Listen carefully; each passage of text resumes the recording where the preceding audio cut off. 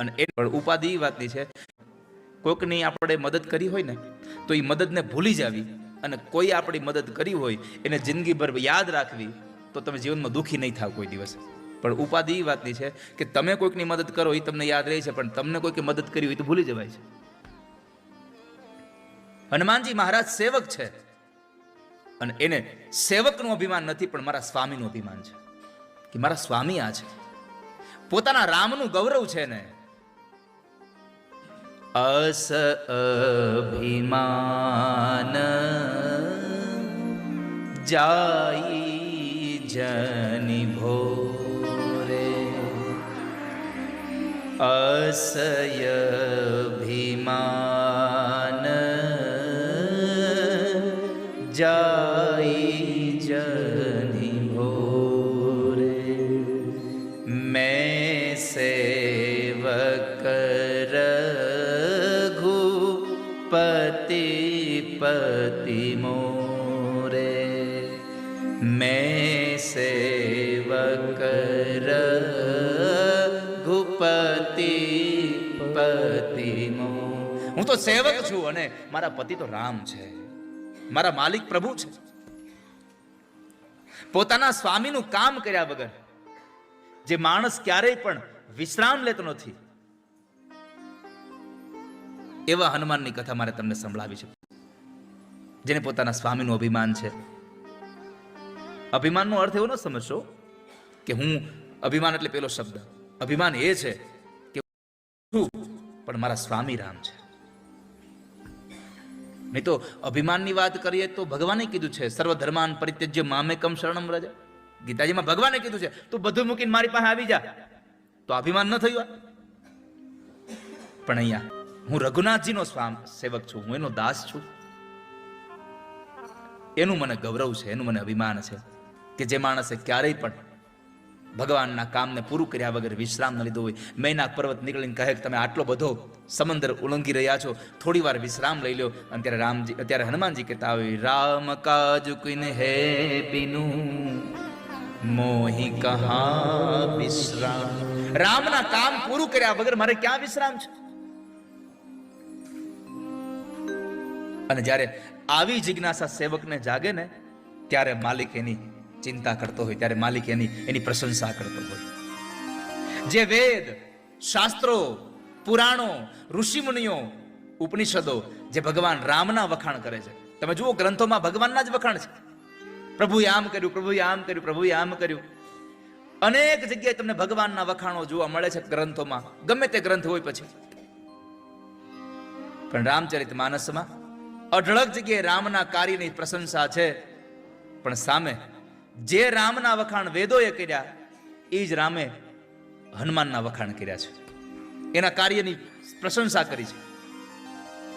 જ્યારે માં જાનકીને સમાચાર આપી અને હનુમાનજી પાછા આવે છે, ત્યારે સ્વયં પરમાત્મા રામ બોલ્યા છે. અને વાલ્મીકી રામાયણ લખે છે, ઇદમ તુ મમ દીનસ્ય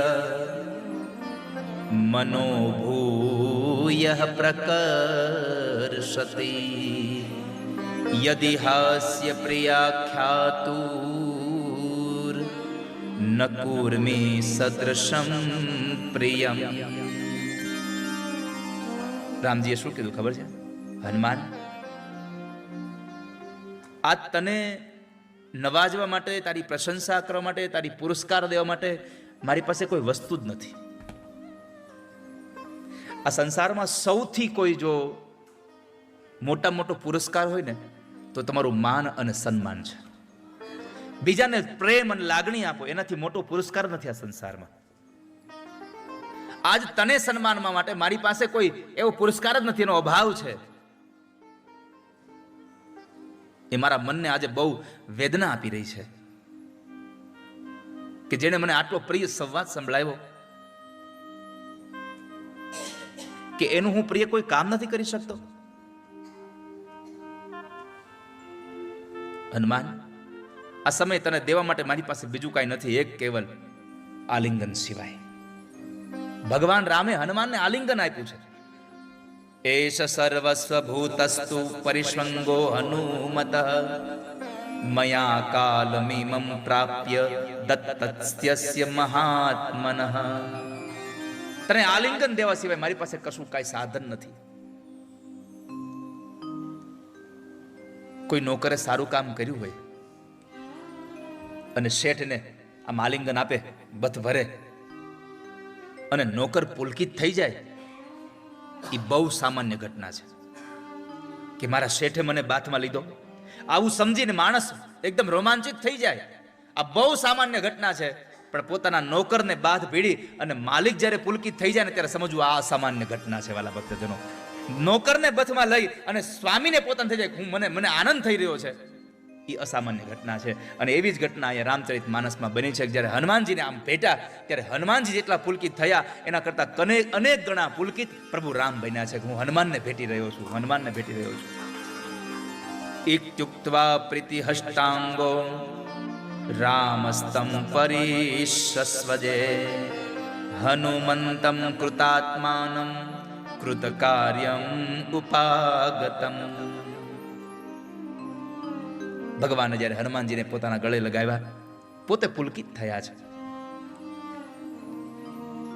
પ્રભુ રામ પુલકિત બન્યા છે. આજે લંકામાં 2 ભક્તોની કથા કરી છે મારે તમને. આ શ્રીલંકામાં 2 ભક્તો છે. લંકા હતી ત્યારે 1 ભક્ત હતો, શ્રીલંકા થઈ પછી 2 ભક્ત થઈ. અહીંયા ક્યાં ભક્ત નહીં?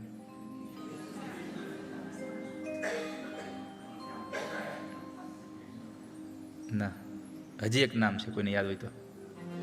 વિભીષણ નહીં, હનુમાન નહીં, હજી એક નામ છે, બોલો, કોઈ છે યાદ? હે? ના, એનું નહીં. હવે હું તમને કહી દઉં. ના, જટાયુ અહીં હતો જ નહીં. રાવણની કથા કરી. રાવણ ભક્ત છે, હનુમાન પણ ભક્ત છે, રાવણ પણ ભક્ત છે. કેમ? હનુમાનજી મહારાજ છે એ સ્વયં શિવના અવતાર છે, અને રાવણ છે એ ભગવાનનો પાર્ષદ. જય અને વિજય જે છે એ ભગવાનના પાર્ષદ છે, ભગવાનના ભક્ત છે. આ તો કર્મને આધીન થઈને એ રાક્ષસ બન્યા છે. તો 2 ભક્તોની કથા મારે તમને શ્રીલંકામાં ગાવી છે. એક રાવણ અને એક હનુમાનજી મહારાજ. બંને ભક્તમાં તફાવત એટલો છે, એક સાત્વિક ભક્તિ કરે છે, એક તામસ ભક્તિ કરે છે. 3 પ્રકારની ભક્તિ હોય છે, સાત્વિક, રાજસ અને તામસ. એમાં સાત્વિક ભક્તિ કરી હનુમાનજી મહારાજે. કેમ? બસ ખાલી પોતાના સ્વામીને પ્રસન્ન કરવા માટે જે કામ થઈ રહ્યું છે એ સાત્વિક ભક્તિ છે. પોતાને કંઈ જોતું છે એ રાજસ ભક્તિ છે, અને મારે બીજાનું ખરાબ કરવું છે એના માટે કંઈ તમે કરો છો એ તામસ ભક્તિ છે. તો રાવણ હતો એ તામસ ભક્તિ, બધું મેળવતો હતો પણ બીજાને હેરાન કરવા હતું. હિરણ્યકશિપુએ તપશ્ચર્યા કરી પણ એ તામસ હતી. દક્ષ પ્રજાપતિએ યજ્ઞ કર્યો એ તામસ હતો, કારણ શિવજીનું અપમાન કરવું હતું. અને જે સંસારમાં બીજાનું અહિત કરવા માટે ભક્તિ કરે છે એનું અહિત થયા વગર રહેતું. ખાડો કરે એ સૌથી પેલો અંદર પડે. રાવણ કઈ હાવ ખરાબ નહોતો. રાવણમાં બધા ગુણો સારા હતા, ખાલી એક જ દુર્ગુણ હતો, એ રાવણ હતો. સમજાય છે? રાવણમાં બધા સદગુણો હતા, ખાલી એક જ દુર્ગુણ હતો, એ રાવણ હતો. બીજાને રડાવતો હતો ને એ જ દુર્ગુણ હતો, બાકી એનામાં કઈ ખામી નહોતી. સાહિત્ય દર્પણમાં એક શ્લોક લખ્યો છે, દેશ રાગમાં લખ્યો છે.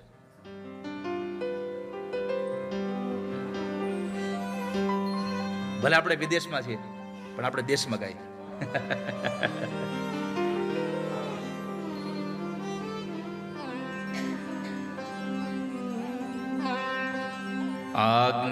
આજ્ઞાશક્ર શિખામણી પ્રણયિની શાસ્ત્રાણિ ચક્ષુર્નવમ ભક્તિ ભૂતપતો પિનાકિની પદમ લંકેતિ ભવ્યાપુરી. उत्पत्तिः द्रुहिणान्वये च तदहो नेदृग्वरो लभ्यते शाच्चेदेशन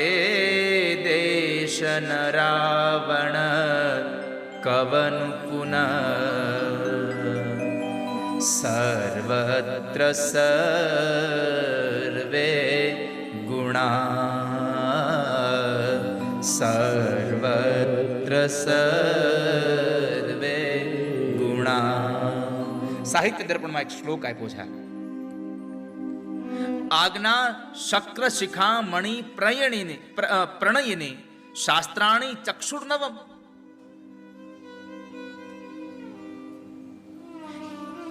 રાવણની આજ્ઞા ઇન્દ્રને પણ બાધિત બનાવે એવી આજ્ઞા હતી.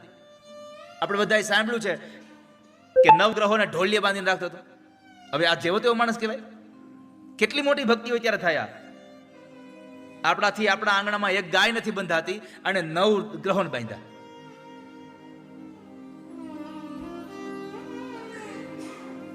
ઇન્દ્ર જેની આજ્ઞાનું પાલન કરે છે, આજ્ઞા શક્ર શિખા મણિ પ્રણયિની શાસ્ત્રાણી ચક્ષુર્નવમ. ઇન્દ્ર જેવો ઇન્દ્ર એનાથી ડરતો હોય, બધા જ લોકો ઇન્દ્ર કેમ કરતા હોય અને ઇન્દ્ર જેમ રાવણ કેમ કરતો હોય. આટલું જેનું પ્રાધાન્ય છે, આટલો જેટલો મોટો માણસ છે. આખી દુનિયા કૃષ્ણ કેમ કરે અને કૃષ્ણ રાધા કેમ કરે, તો રાધા કેટલી મોટી છે, કેટલી મહાનતા છે રાધાની. પણ કારણ એ રાધાની મહાનતા કેમ વધી?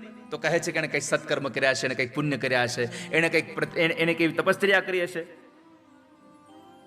રાધે તું બડી ભાગિની કોન તપસ્યા કી, તીન લોક તારન તરન સો તુમારે આદિન. તેવી કઈ તપસ્યા કરી કે જેને લઈને તારે આધીન થઈને રહે છે?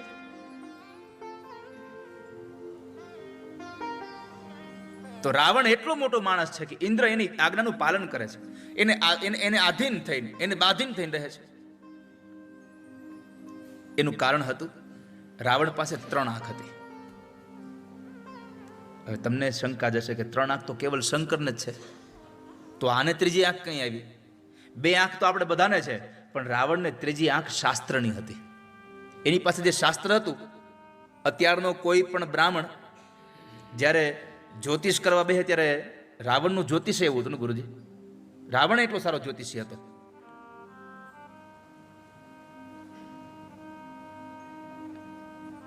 રાવણ સંહિતા નામનો એક ગ્રંથ છે,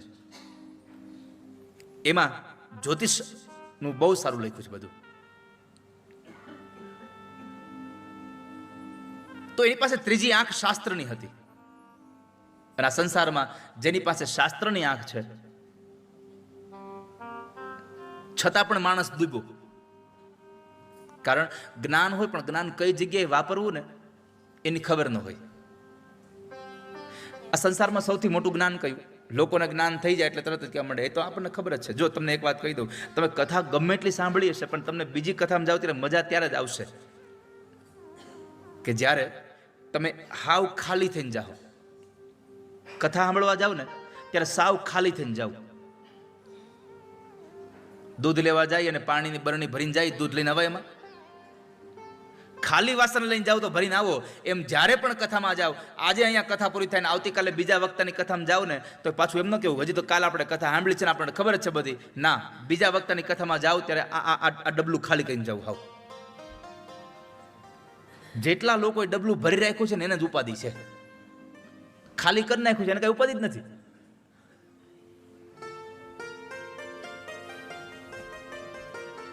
જ્ઞાનની વ્યાખ્યા છે, ગુરુજી બેઠા છે, જ્ઞાનની વ્યાખ્યા એ છે જે તમને કઈ ખબર જ નથી આવી સમજણ થઈ જાય ને તો સમજવું આ મોટું જ્ઞાન છે આ સંસારનું. પણ આપણને તો બે વાક્ય ખબર પડી જાય કે આનું આમ થાય ત્યાં તો આપણને એમ થાય છે ઓહો બધું મને જ ખબર છે. અને જ્ઞાનની સૌથી મોટી ભાષા એ છે બીજાને ઊભા કરે એ જ્ઞાન છે, બીજાને પછાડવા માટે જે છે એ માત્ર જાણકારી છે તમારી પાસે. જ્ઞાન એ છે બીજાને હસતો કરે. નહીં તો ઘણી વખત જ્ઞાનનો ઉપયોગ એવી રીતે થાય, સામેને કસોટી કરીને સામેવાળાને રોવરાવા હાટું કસોટી કરે અને એને જ્ઞાન પાછા કે મારી પાસે જ્ઞાન છે એટલે કસોટી કરી. કસોટી જ્ઞાન છે એ કસોટી કરતું નથી, કસોટીમાંથી પાર કરે એ મોટું જ્ઞાન છે આ સંસારનું. તો એની પાસે ત્રીજી આંખ હતી શાસ્ત્રની. પછી કહ્યું ભક્તિ ભૂત પતો પિનાકિની પદમ. ભક્ત હતો, શિવજીનો પરમ ભક્ત હતો. આના જેવો ભગવાનનો કોઈ ભક્ત નહીં હોય. અને ઈ રાવણે જ્યારે ભગવાનને પ્રસન્ન કરવા માટે જ્યારે તાંડવ લખ્યું, રાવણ તાંડવ ગાતો હોય તો આખું ધ્રુજે બધું. જટાટવી ગલજ્વલ પ્રવાહ પાવિત સ્થલે. ગુરુજી, આ તાંડવ ઉપરથી આપણને ખબર પડે કે ભીણો તો બહુ હશે, કારણ કે એને સંસ્કૃત કેટલું વાપર્યું છે એમાં. અને એનું સંસ્કૃત એનું તાંડવ જેને હરખું રીતે આવડે એને સમજવું આને બરાબર થોડીક વિદ્યા આવડી શકાય. નથી એમાં તો ગોટે જ ચડી જાય. આ તાંડવમાં એ ક્યાંકનું ક્યાંક તો એ સમજો ને કે એ હમમ તંત્ર થઈ જ જાય. હમમ તંત્ર જ થઈ જાય, ગપાષ્ટકમ કરી નાખે, ગમે તેમ ભેગું કરી દે.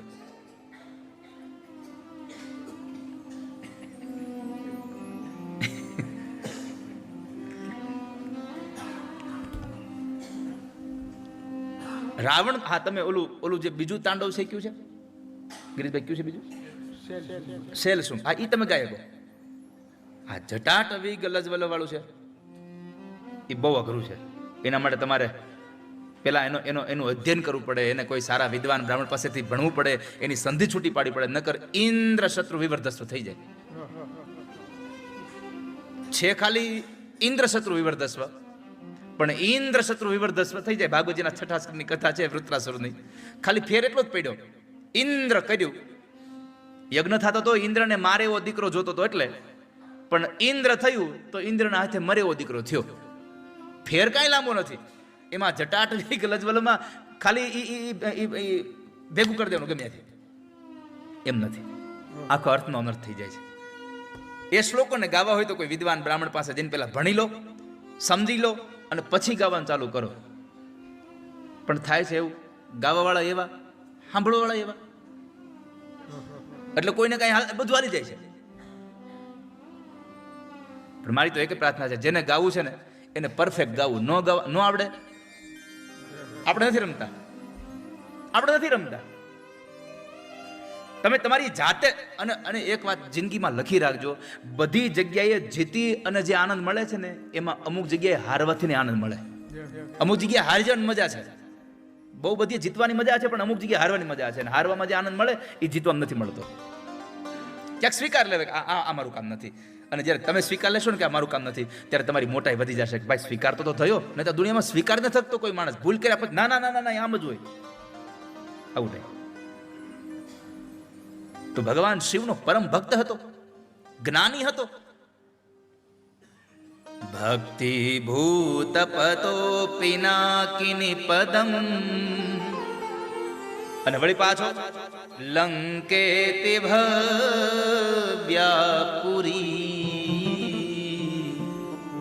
લંકા જેવી ભવ્ય અને દિવ્ય નગરી હતી એની પાસે. સ્ફટિક મણિના મહેલ, પણ કરુણા એ હતી, વસનાર સૌ વિકરાળ હતા. એના પછી તો અદ્ભુત વાત હતી. ઉત્પત્તિ દ્રુહિણાન વયે ચ તદહો. સારામાં સારા કુળમાં ઉત્પન્ન થયો હતો, બ્રહ્માના વંશમાં ઉત્પન્ન થયો છે. સંસારમાં 3 વસ્તુ કેવલ પ્રભુની કૃપા હોય તમને મળે. એક સારા કુળમાં જન્મ, એક સારી તમારી કીર્તિ, અને એક સારું કાંચન. પૈસો બધા પાસે હોય, સોનું બધા પાસે હોય, પણ બધું સારું જેવું ન હોય. રાવણ પાસે 3 હતું. બ્રહ્માનું કુળ હતું, પુલત્સના દીકરા હતા, જેની માં કૈકસી છે, એના દીકરો બન્યો છે. આ બધું રાવણ પાસે હતું. આ લંકામાં એટલી બધી ભવ્યતા, એટલી બધી દિવ્યતા, એટલી બધી સંપત્તિ, કીર્તિ એટલી હતી એ રાવણની. પણ સૌથી મેં તમને કહ્યું ને એમ એક જ વાત હતી, એના દુર્ગુણ એક જ તો, એ રાવણ હતો. રાવણ પાસે બધું હતું, પણ રાવણ પાસે રાવણ હતો ને એટલે બધાનો મહિમા ઘટી ગયો હતો એની પાસે.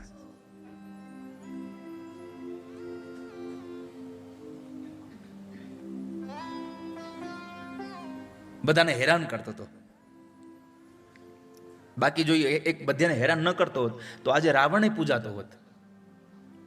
તો ઘણા તો રાવણને ગુરુ માનીને એને મંદિર બનાવ્યા હોત, જો એને હેરાન ન કર્યા હોત.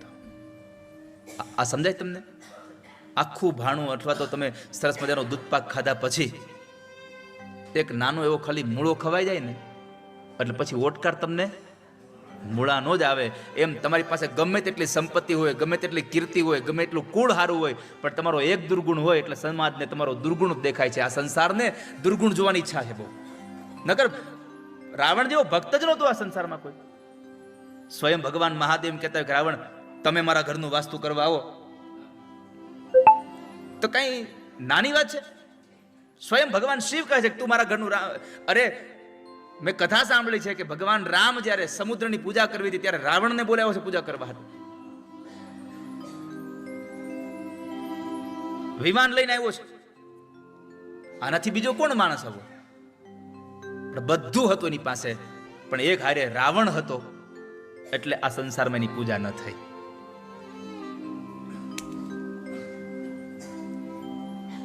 આજે હનુમાનજી મહારાજ ભગવાનના ભક્ત હતા, પણ સર્વત્ર પૂજાય છે.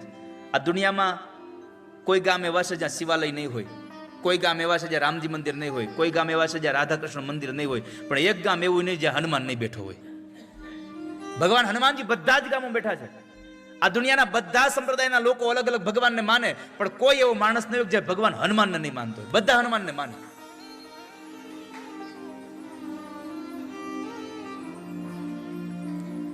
હનુમાનજી મહારાજ સર્વગુણ સંપન્ન હતા. એવં ગુણ ગણેર યુક્તા યસ્ય સ્યુઃ કાર્ય સાધકા. જે પોતાના સ્વામીનું કાર્ય સાધવામાં આટલો ઉત્તમ હોય, આવું ઉત્તમ દૂત છે. સર્વગુણ સંપન્ન હોય, પછી એના માલિકને પોતાના કામના સફળતાની ચિંતા ન કરવી પડે. જેનો દૂત જ સારો હોય. ભગવાન જેવા ભગવાન દૂત બનીને આવ્યા તે નિષ્ફળ ગયા, હનુમાનજી નિષ્ફળ ન ગયા ક્યાંય. પાંડવોના દૂત બનીને ભગવાન આવ્યા હતા, એ દુર્યોધનને ન સમજાવી શક્યા. એક વાનર રામજીને સમજાઈ ગયો. ક્યારે? સુગ્રીવ માટે જયારે આવ્યો નીચે હનુમાનજી મહારાજ, પહેલી મુલાકાત ગોઠવાઈ ગઈ અને એ મુલાકાતમાં એને સુગ્રીવ પ્રત્યેની એટી વાતો રજૂ કરી. ભગવાન વાતો સાંભળી અને અંતે સુગ્રીવ સાથે મુલાકાત મિલન થઈ ગયું, એની વચ્ચે સંધિ જોડાઈ ગઈ. આ દૂત એવો હતો કે જેને સુગ્રીવની મુલાકાત, સુગ્રીવનું ભાઈબંધી ભગવાન હારે ગોઠવી દીધી. નહીં તો ભગવાન પણ દૂત બનીને આવ્યા હતા તો દુર્યોધન ન સમજો. ભગવાન એમાં ભગવાન નહોતા સફળ થયા, ન સમજાવી શકાય એને. તો જેનો દૂત સારો હોય એના માલિકને એની ચિંતા ન હોય કોઈ દિવસ. એના કામ કોઈ અધૂરાય ન રહે. ભગવાને સર્વગુણ સંપન્ન કીધા. કારણ પરમાત્માએ શું જોઈને કીધું? તો વાલ્મીકી રામાયણ લખે છે, ન મુખે નેત્રયોશ્ચાપી લલાટે ચ ભ્રુવોસ્તથા અન્યેષ્વપી ચ સર્વેષુ દોષ સંવિદિતઃ ક્વચિત. બધા લોકો આપણે મંદિરમાં જઈએ તો આપણે ભગવાનના મોઢા સામું જોઈએ, આમ ભગવાનની આંખો જોઈએ, ભગવાનના હોઠ, ભગવાનના ઘરેણા, ભગવાનના પગ જોઈએ. આ સંસારનો દરેક જીવ ભગવાનના ચહેરા સામું જોવે છે અને પરમાત્માએ પોતાના દૂત હનુમાનના ચહેરા સામું જોયું. ભગવાને સર્વગુણ સંપન્ન એટલા માટે કીધા કે પરમાત્માએ હનુમાનજીએ અત્યાર સુધીના જેટલા કાર્યો કર્યા એમાં એના મોઢા ઉપર, એના નેત્રોમાં, એના લલાટમાં, એના ભવમાં, એટલે કે આ બે નેણની વચ્ચેનો જે ભાગ, આમાં કોઈ પણ જગ્યાએ પરમાત્માને એક પણ કાર્યમાં ક્યાંય દોષ ન દેખાડો. નકર આપણે ક્યારેક કામ કરતા કરતા કોઈક આપણું કામ કરતા હોય, આપણે કંઈક હોય તો નથી આમ મોઢું બગડી જતું, મજા ના આવી. આંખોનો ભાવ બદલી જાય, નિગાહે કहीं ઓર, નિશાના કहीं ઓર, આવું થતું હોય. નિશાન ક્યાં કોઈને ના, આંખો આપણી વિધે હોય, આ દોષ છે આંખનો. નહીતર જ્યાં નિશાન હોય ત્યાં જ આપણી આંખ હોવી જોઈએ. ઘણા ઘણાથી ફોટો પડાવતા, આમ ફોટો પડાવવા, અરે આમ હોવો જોઈએ ફોટો. જે જ્યાં તમે આપણને ખબર ન પડે, આંગળી આમ ચીંધે જોવે આમ, તો નેત્રોની ભૂલ છે, નેત્રનો દોષ છે. પણ ભગવાન રામે કહ્યું, ન મુખે નેત્રયોશ્ચાપી લલાટે ચ ભ્રુવોસ્ તથા. મેં તારા મોઢામાં, તારા નેત્રમાં, તારા લલાટમાં કે તારી ભોમાં ક્યાંય પણ મને કોઈ પણ પ્રકારનો દોષ પ્રગટ થયો હોય એવું ક્યાંય મને જોવા નથી મળ્યું. એટલે કહું છું હનુમાન, તું સર્વગુણ સંપન્ન છો મારા માટે. ભગવાન પાસે ઉત્તમ દૂત હતા એટલે કાર્યની સિદ્ધિ થઈ છે. તમારી હારે જે માણસો હોય છે ને, તમે જેટલા મહત્વના છો ને એટલા તમારી હારે હોત મહત્વના છો. હા, હું ક્યારેક અહીંથી કોઈ પણ વસ્તુ પ્રસ્તુત કરવામાં સફળ થઈ જાઉં, એમાં મારી એકલાની સફળતા નથી, મારી હારે આ બધા જોડાઈ જાય છે એટલા માટે સફળતા થાય છે. બાકી આ લોકો જો અલગ ભાગે તો સફળતા ન થાય. એ આ બધા લોકો સાથે જોડાઈ જાય છે, એ પોતાના કામની સારી અહીંયા પ્રેરણાથી આવે છે એટલા માટે મારું કામ સારું થઈ જાય છે. એમ ભગવાન રામ કહે છે કે મારી પાસે હનુમાન જેવો દૂત છે એટલા માટે મારું કાર્ય બધું સંપન્ન થઈ રહ્યું છે. જો યોગ્ય વાહક ન હોય ને તો માલિકની કાંઈ પ્રશંસા વધે નહીં. રામકૃષ્ણ પરમહંસજી પાસે જ્ઞાન બહુ હતું, પણ જો વિવેકાનંદજીને મળ્યા ન હોત તો રામકૃષ્ણ કોઈ ઓળખતું જ ન હોત. કારણ કે તો એક જગ્યાએ બેઠા હતા, એ ક્યાંય જતા જ નહોતા ક્યાંય. એ તો એક જગ્યાએ બેસીને આસન લગાવીને બેસતા હતા ને બધે પોતાનું ધ્યાન કરતા હતા, પોતાની સમાધિ, પોતાની ભક્તિ કરતા હતા. પણ એને વિવેકાનંદ જેવો શિષ્ય મળી ગયો, દૂત મળી ગયો, એટલે એની રામકૃષ્ણ પરમહંસનું જે જ્ઞાન હતું એ ઘેરે ઘેરે પહોંચાડ્યું. રામકૃષ્ણ પરમહંસને ઓળખતા થયા કેમ? એનો દૂત વિવેકાનંદજી મળ્યા. રામજીને ઓળખતા થયા કેમ? તો કહે છે એનો દૂત હનુમાનજી મળ્યા છે એટલા માટે. ચાણક્ય પાસે ચંદ્રગુપ્ત મૌર્ય ન હોત તો ચાણક્યને કોઈ ઓળખતું નહોતા. કોણ ઓળખત? એની વિદ્યાઓ અને ચાણક્ય નીતિને આ ચંદ્રગુપ્ત મૌર્યના હિસાબે આપણા સુધી પહોંચી. શિવાજીને આજે આટલા બધા ઓળખીએ છીએ એનું મૂળ કારણ એ છે, કાંઢાણાનો એક કિલ્લો હતો, કાંઢાણા કિલ્લો, અને એને જીતવાની વાત એના જ સેનાપતિ તાનાજી કરીને એક સેનાપતિ હતા. તાનાજીએ કહ્યું કે મહારાજ આપણે આ કિલ્લો જીતવો જોઈએ. તો શિવાજી કહ્યું હાલો જઈએ. કીધું તમારે શું જરૂર છે, હું જાઉં છું ને. તાનાજીએ પોતાના શૌર્યથી એ કિલ્લો જીતી અને શિવાજીને આપ્યો. પણ ઘટના એ ઘટી કે જ્યારે તાનાજીએ એ જિલ્લો જીતો તો ખરા, પણ તાનાજીમાં શહીદ થઈ ગયા, મૃત્યુ પામ્યા. અને પછી શિવાજીએ એ જે કાંઢાણા કિલ્લો હતો એને નામ આપ્યું છે સિંહગઢ. અને શિવાજી એક વાક્ય બોલ્યા હતા, ગઢ આલા સિંહ ગેલા. આ ગઢ તો આવ્યો પણ મારો સિંહ તાનાજી વયો ગયો. જો તાનાજી ન હોત તો સિંહને આ ગઢને લીધે આજે આપણે શિવાજીને ન ઓળખતા હોત. તમારી હારે કોણ છે એનાથી બહુ મહત્તા તમારી ઊભી થાય છે. તો હનુમાનજીને રામ મળ્યા અને રામને હનુમાન મળ્યા. હનુમાન નામ શું કામ પડ્યું? નામનો મહિમા છે.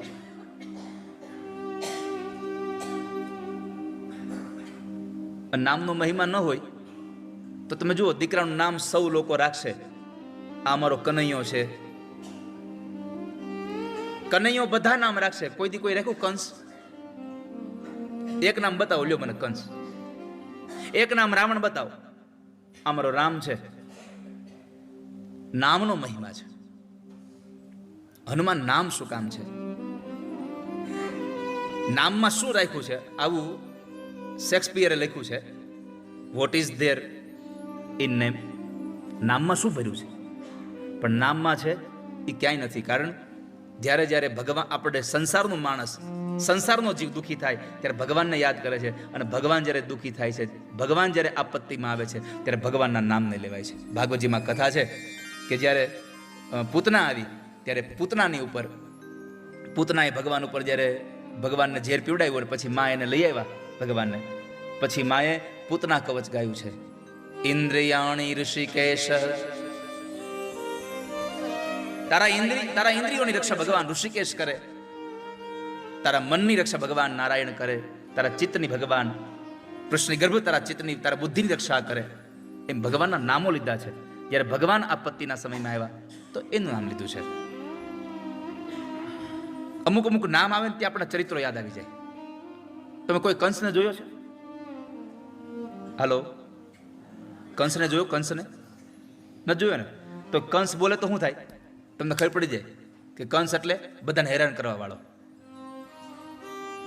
બાલકૃષ્ણ નામ બોલાય ત્યાં, કોઈએ કૃષ્ણ જોયા નથી, પણ બાલકૃષ્ણ નામ બોલાય ત્યાં આપણી સામે એક માથા ઉપર અંબોડો વાળ્યો હોય, સરસ મજાનું પિતાંબર પહેર્યું હોય, ગળામાં માળા પહેરી હોય, માથામાં મોરપીંછ નાખ્યું હોય, અને એ કોઈકના ઘરનું માખણ ચોરીને ખાતા હોય, એ કૃષ્ણ આપણને દેખાય જાય. એના બધા ચરિત્રો આપણને યાદ આવી જાય. કોઈ નામ લેવાથી જેના ચરિત્રો યાદ આવી જાય એટલે નામનો મહિમા છે આ સંસારમાં. તો હનુમાન શબ્દનો અર્થ શું? હનુ શબ્દનો અર્થ છે દાઢી. તો દાઢી તો બધાયને છે, તો આપણને કોઈ હનુમાન ન કીધા? દાઢી જ આપણી છે ને, તો હનુમાન આપણને ન કીધા કોઈએ? તો અહીંયા વિશેષ વાત છે કે હનુમાન શું કામે? તો શાસ્ત્રની ભાષામાં હનુ ધાતુ ઉપરથી નામ પડ્યું છે હનુમાન. યો હંતિ પરાન નાશયતિ શક્તિમાન અસ્તિ સહ હનુમાન. હનનો અર્થ છે મારણ કરતા. પણ જેની ડાબા ભાગની દાઢી તૂટી ગઈ અને પછી ઇન્દ્રએ કહ્યું કે એનું પરાક્રમ આટલું મોટું છે, દાઢી તૂટી ગઈ છે, પણ આજથી એ હનુમાન તરીકે ઓળખાશે. ઇન્દ્રના વજ્રથી જેની દાઢી તૂટી ગઈ એનું નામ છે હનુમાન. પછી તો દેવતાઓએ પોતાની બધી જ શક્તિઓ એને આપી છે. તો અહીંયા નામનો મહિમા બતાવ્યો. તો એ હનુમાનના એ કથા આપણે લઈને અહીંયા આવ્યા છીએ. એ હનુમાન ચરિત્રની કથા આપણે સાંભળવા માટે શ્રીલંકામાં આવ્યા છીએ. તો એ હનુમાન આપણા જીવનમાં ક્યાં ઉપયોગી છે? માન તો ક્યાંય ઉપયોગી નથી, હનુમાન ઉપયોગી છે. જેટલા ગુરુજી જેટલા શબ્દોની પાછળ માન આવે ને એ હેરાન કરી દે.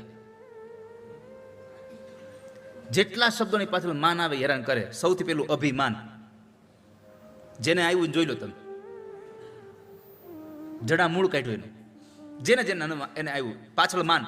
હનુમાન હવામાન સારું હોય તો ઠીક છે, બગડે તો પોથયાત્રા ઉભી રહી જાય.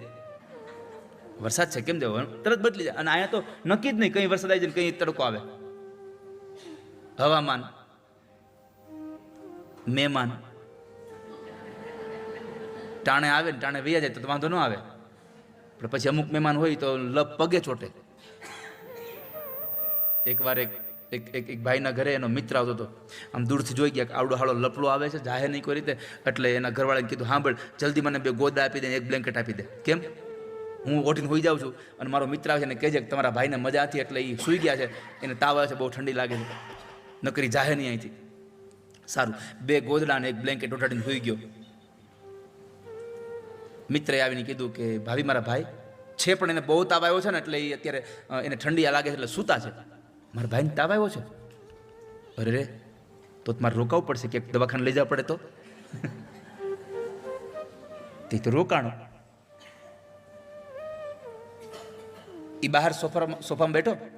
થોડી વાર થઈ એટલે પત્ની ઘરમાં ગયા એટલે ઓલા પૂછ્યું ધીમેથી, બોલો. એ કે એને તમને કીધું તાવ આવે તો રોકાણો. કે મારા ભાઈને કદાચ ત્યાં વધારે તાવ આવે ને દવાખાને લઈ જવા પડે, તમે એકલા શું કરો? એ રોકાણો છે. અરે રે. થોડીક વાર થઈ,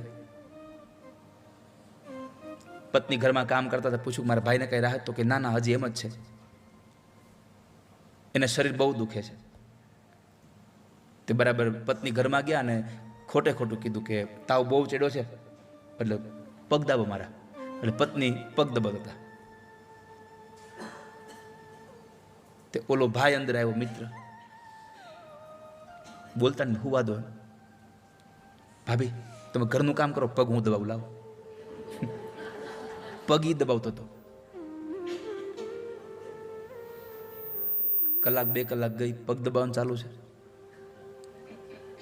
ઓલા અંદર ગોદડામાંથી પૂછ્યું, ઓલી લપ ગઈ? ઓલી લપ ગઈ કે હજી રોકાણી? તે ઓલા પગ દબાવતા દબાવતા જવાય, હવે તો પગે ચોટી છે. કે હવે પગે વળગી છે. એ મહેમાન ટાણે આવીને ટાણે વયા જાય તો બરાબર છે, નકર મહેમાન મેની જેમ આવે ને વયા જાય ને તો બરાબર. તો માન શબ્દ એમાં પાછળ આવ્યો, ઈ હેરાન કરે. સન્માન થાય ત્યારે બહુ ગમે, પાછું અપમાન તો હેરાન કરે.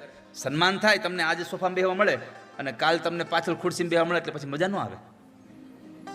હા, તો સન્માન, અપમાન, હવામાન, મહેમાન, અભિમાન એ તાપમાન હવામાનમાં આવી જાય.